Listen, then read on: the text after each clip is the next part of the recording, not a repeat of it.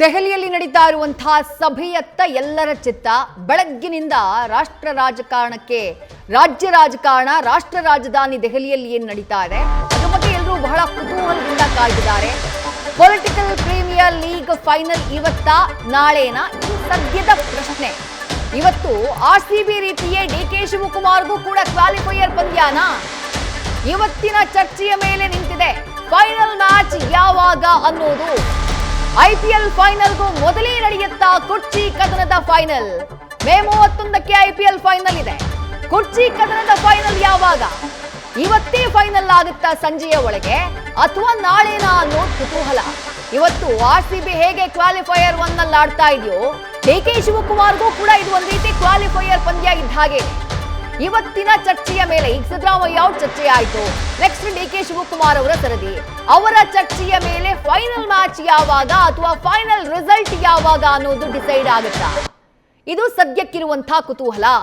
ಇವತ್ತೇ ನಿರ್ಧಾರ ಏನು, ಹೈಕಮಾಂಡ್ ನ ಸೂಚನೆ ಏನು ಅನ್ನೋದು ಗೊತ್ತಾಗುತ್ತಾ ಅಥವಾ ಹೈಕಮಾಂಡ್ ಇನ್ನೊಂದಿಷ್ಟು ಸಮಯವನ್ನ ತೆಗೆದುಕೊಳ್ಳುತ್ತಾ? ಈಗ ಹೇಗೂ ಜೂನ್ 18ನೇ ತಾರೀಕು, ಹೆಚ್ಚು ಸಮಯ ಇಲ್ಲ. ಜೂನ್ 18ನೇ ತಾರೀಕು ಒಂದು ಕಡೆ ವಿಧಾನ ಪರಿಷತ್ ಚುನಾವಣೆ ಇದೆ 7 ಸ್ಥಾನಗಳಿಗೆ, ಮತ್ತೊಂದು ಕಡೆ ರಾಜ್ಯದ 4 ರಾಜ್ಯಸಭಾ ಸ್ಥಾನಗಳಿಗೆ ಚುನಾವಣೆ ನಡೆಯುತ್ತೆ. ಅದರಲ್ಲಿ 3 ಕಾಂಗ್ರೆಸ್ನ ಪಾಲು. ಅದಕ್ಕೆ ಸಂಬಂಧಪಟ್ಟ ಹಾಗೆಯೂ ಅಭ್ಯರ್ಥಿಗಳ ಆಯ್ಕೆಯಾಗಬೇಕು. 1 ಸ್ಥಾನ ಮಲ್ಲಿಕಾರ್ಜುನ ಖರ್ಗೆ ಅವರಿಗೆ ಫಿಕ್ಸ್ ಅಂತ ಹೇಳಲಾಗ್ತಾ ಇದೆ. ಉಳಿದಂತಹ 2 ಸ್ಥಾನಗಳಿಗೆ ಅಭ್ಯರ್ಥಿಗಳ ಆಯ್ಕೆಯಾಗಬೇಕು. ಅದರ ಜೊತೆಗೆ ಮತ್ತೆ 7 ವಿಧಾನ ಪರಿಷತ್ ಸ್ಥಾನಗಳ ಚುನಾವಣೆಗೆ ಸಂಬಂಧಪಟ್ಟ ಹಾಗೆ ಅಭ್ಯರ್ಥಿಗಳ ಆಯ್ಕೆಯ ಮುಂದಿನ ಪ್ರೋಸೆಸ್ ಎಲ್ಲದರಲ್ಲೂ ಕೂಡ ಕಾಂಗ್ರೆಸ್ ನಾಯಕರು ಬ್ಯುಸಿ ಆಗಬೇಕಾಗಿದೆ. ಹಾಗಾಗಿ ಜೂನ್ 18ರ ಆ ಚುನಾವಣೆಯ ಬಳಿಕ ಹೈಕಮಾಂಡ್ ನಾಯಕರೇನಾದರೂ ತಮ್ಮ ನಿರ್ಧಾರವನ್ನ ಪ್ರಕಟ ಮಾಡುವುದಕ್ಕೆ ಮನಸ್ಸು ಮಾಡ್ತಾರ ಗೊತ್ತಿಲ್ಲ. ಸದ್ಯಕ್ಕೆ ಇವತ್ತು ಒಂದು ಹಂತದ ಸಭೆ ಮುಗಿದು ಹೋಗಿದೆ. ಮಧ್ಯಾಹ್ನದ ಮೇಲಿನ ಸಭೆ, ಡಿಕೆ ಶಿವಕುಮಾರ್ ಅವರನ್ನ ಕೂರಿಸ್ಕೊಂಡು ನಡೆಸಬೇಕಿರುವಂತಹ ಸಭೆ. ಆ ಸಭೆ ಸಮಯ 3:35.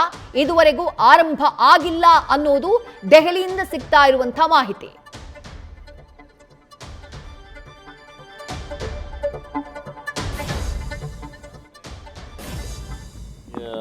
ನೀವು ಕನ್ಫ್ಯೂಸ್ ಆಗಿದ್ದೀರಿ. ಇವತ್ತು ರಾಜ್ಯಸಭೆ ಚುನಾವಣೆಗಳಿದ್ದಾವೆ, ವಿಧಾನ ಪರಿಷತ್ತಿನ ಚುನಾವಣೆಗಳಿದ್ದಾವೆ.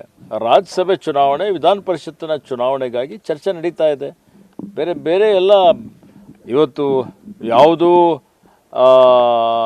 ಚರ್ಚೆ ಅನವಶ್ಯಕ ಅನ್ನುವಂಥ ಮಾತನ್ನು ಹೇಳಿಕೆ ಬಯಸ್ತೇನೆ.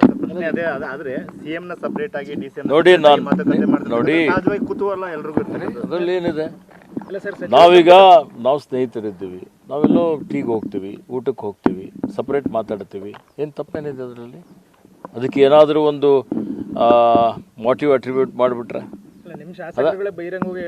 ಅವ್ರು ಹೇಳಿದವ್ರಿಗೆ ಕೇಳ್ರಿ. ನಾನು ಹೇಳ್ತಾ ಇದ್ದೀನಿ, ಹೌದು ನಮ್ಮ ಸರ್ಕಾರನೇ, ಸರ್ಕಾರದ ಒಂದು ಭಾಗವಾಗಿ ನಾನು ಹೇಳ್ತಾ ಇದ್ದೀನಿ. ಸರ್ಕಾರ ಬಹಳ ಗಟ್ಟಿಯಾಗಿದೆ. ಇವತ್ತು ಉತ್ತಮವಾಗಿ ಕೆಲಸ ಮಾಡ್ತಾ ಇದ್ದೇವೆ. ಡೆವಲಪ್ಮೆಂಟ್ ಬಗ್ಗೆ ಕೇಳಿ, ಪ್ರಗತಿ ಬಗ್ಗೆ ಕೇಳಿ, ಏನು ಸಾಧನೆ ಮಾಡಿದ್ಯೋ ಅದ್ರ ಬಗ್ಗೆ ಕೇಳಿ. ರಾಜನ್ ಅವ್ರಿಗೆ ಕೇಳಿ. ನೀವು ನೋಡಿ, ನಾನು ಈಗಾಗಲೇ ಹೇಳಿದ್ದೇನೆ, ಈ ಚರ್ಚೆ ಅನವಶ್ಯಕ, ಅಪ್ರಸ್ತುತ. ಚರ್ಚೆ ಅಪ್ರಸ್ತುತ, ಅನವಶ್ಯಕ. ಸಚಿವ ಈಶ್ವರ ಖಂಡ್ರೆ ಅವರು ನಾಯಕತ್ವ ಬದಲಾವಣೆಯ ಚರ್ಚೆಯೇ ಅಪ್ರಸ್ತುತ, ಅನವಶ್ಯಕ ಅನ್ನುವಂಥ ಮಾತನ್ನ ಹೇಳಿದ್ರು. ಬರೇ MLC ಹಾಗೆಯೇ ರಾಜ್ಯಸಭಾ ಚುನಾವಣೆ ಅಂತಂದ್ರೆ ಸಿದ್ದರಾಮಯ್ಯ ಹಾಗೆ ಡಿಕೆ ಶಿವಕುಮಾರ್ ಅವರನ್ನ ಕೂರಿಸಿಕೊಂಡು ಇಷ್ಟು ಸುದೀರ್ಘವಾದಂತಹ ಸಭೆ ಮಾಡುವಂತಹ ಅವಶ್ಯಕತೆ ಏನಿತ್ತು ಅನ್ನೋದು ಸಹಜವಾಗಿ ಮೂಡುವಂತಹ ಪ್ರಶ್ನೆ ಅಲ್ವಾ? ಯಾಕಂದ್ರೆ ಈ ಹಿಂದೆ ಈ ರೀತಿಯಾದಂತಹ ಚುನಾವಣೆಗಳಿಗೆ ಸಂಬಂಧಪಟ್ಟ ಹಾಗೆ ಇವರಿಬ್ಬರನ್ನೇ ಕರೆಸಿ 1-to-1 ಸಭೆ ಮಾಡಿ ಅಭ್ಯರ್ಥಿಗಳ ಪಟ್ಟಿಯನ್ನ ಫೈನಲ್ ಮಾಡಿದ ಉದಾಹರಣೆಯೇ ಇಲ್ವಲ್ಲ. ಈ ಹಿಂದೆ ಲಾಸ್ಟ್ ಮೀಟಿಂಗ್ ಆಗಿದ್ದು ಕಳೆದ ವರ್ಷ IPL ಸಂದರ್ಭದಲ್ಲಿ, RCB ವಿಜಯೋತ್ಸವದ ಸಂದರ್ಭದಲ್ಲಿ ಏನ್ ಕಾಲ್ ತುಳಿತಾ ಆಯ್ತೋ ಅದಕ್ಕೆ ಸಂಬಂಧಪಟ್ಟ ಹಾಗೆ ಆದಂತಹ ಸಭೆ. ಆ ಸಭೆಯ ಫೋಟೋನ ಗಮನಿಸ್ತಾ ಇದ್ದೀರಿ. ಆವತ್ತಾದಂತಹ ಸಭೆ ಇದು. ಆ ಸಭೆಯ ನಂತರದಲ್ಲಿ ಇವತ್ತು ಸಭೆ ಆಗ್ತಾ ಇದೆ. ಈ ಸಭೆಯಲ್ಲಿ ಕೇವಲ ರಾಜ್ಯಸಭಾ ಸೀಟ್ನ ಬಗ್ಗೆ ಹಾಗೆ MLC ಅಭ್ಯರ್ಥಿಗಳ ಆಯ್ಕೆ ಬಗ್ಗೆ ಸಿದ್ದರಾಮಯ್ಯ ಡಿಕೆ ಶಿವಕುಮಾರ್ ಅವರನ್ನ ದೆಹಲಿ ಕರೆಸ್ಕೊಂಡು ಅದು ಕೂಡ ಪ್ರತ್ಯೇಕವಾಗಿ ಅವ್ರ ಜೊತೆ ಮಾತುಕತೆ ಮಾಡ್ತಾರೆ ಅಂತಂದ್ರೆ ಅದನ್ನು ಒಪ್ಕೊಳ್ಳೋದಕ್ಕೆ ಸಾಧ್ಯ ಇದೆಯಾ? ವಿಚಾರವನ್ನ ಬಹಿರಂಗಪಡಿಸುವಂತಹ ಗೋಜಿಗೆ ಈಶ್ವರ ಖಂಡ್ರೆ ಅವರು ಹೋಗ್ತಾ ಇಲ್ಲ.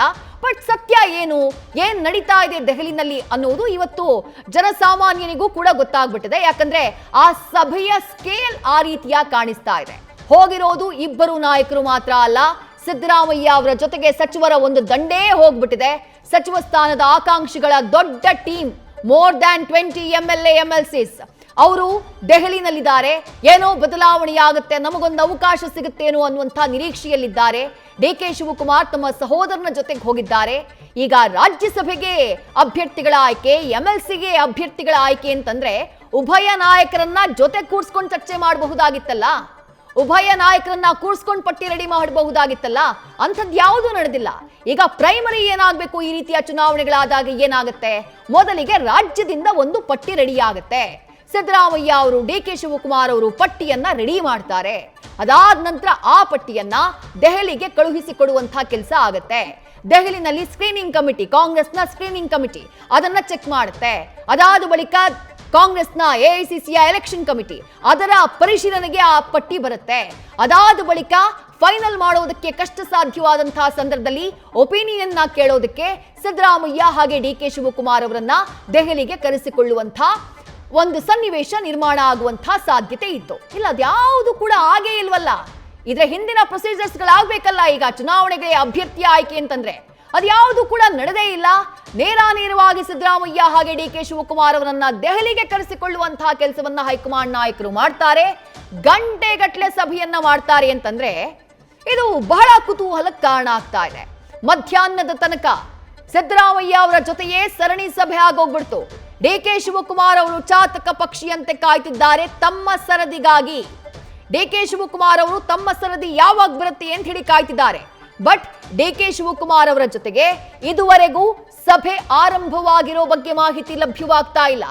ಸಮಯ 3:40 ಆಗಿದೆ. DK ಶಿವಕುಮಾರ್ ಅವರು ಇಂದಿರಾ ಭವನದಲ್ಲೇ ಇದ್ದಾರೆ, ವೇಟ್ ಮಾಡ್ತಿದ್ದಾರೆ.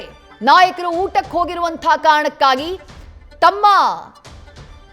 ತಮ್ಮನ್ನ ಎಷ್ಟು ಹೊತ್ತಿಗೆ ಕರೀತಾರೆ ಅಂತ ಹೇಳಿ DK ಶಿವಕುಮಾರ್ ಅವರು ಸದ್ಯ ಕಾಯ್ತಿದ್ದಾರೆ ಅನ್ನುವುದು ಸಿಗ್ತಾ ಇರುವಂತಹ ಅಪ್ಡೇಟ್. ನಿಮ್ಮ ಪರವಾಗಿ